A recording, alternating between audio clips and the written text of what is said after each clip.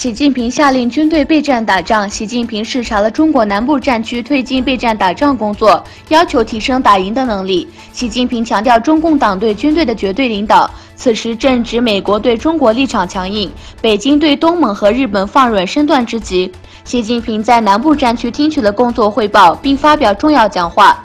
他强调中共对军队的绝对领导，表示军队要坚决破除和平击毙，集中精力推进备战打仗工作，要全面提升打赢的能力。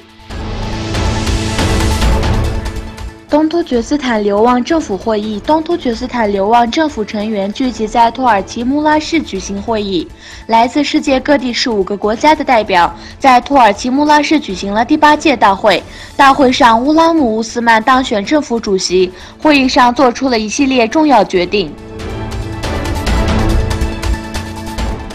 数千中共军方人员隐瞒身份留学。有欧洲智库发表研究报告称，中共军方多年来派遣了数千名研究人员前往美国、英国、澳大利亚等西方国家，以留学或参与合作研究等方式收集能促进中国军事科技进步的知识和技术。他们当中的不少人隐瞒了自己的军方背景。一份报告指出，在过去的10年间，中国军方派遣了多达2500名隶属于军方的科研人员前往美国等西方国家的大学学习或参与合作研究项目，逐步建立起了一个可大大促进中国军事科技发展的研究合作网络。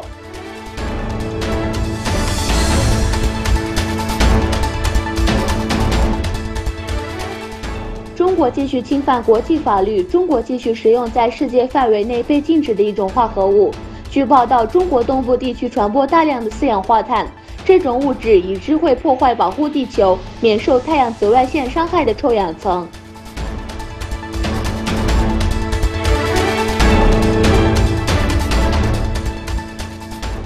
欧洲国家呼吁俄罗斯叫停选举。8个欧盟成员国敦促俄罗斯用自己的影响力来叫停计划在11月8日在乌克兰东部举行的选举，并结束其对分离主义分子的财政和军事支持。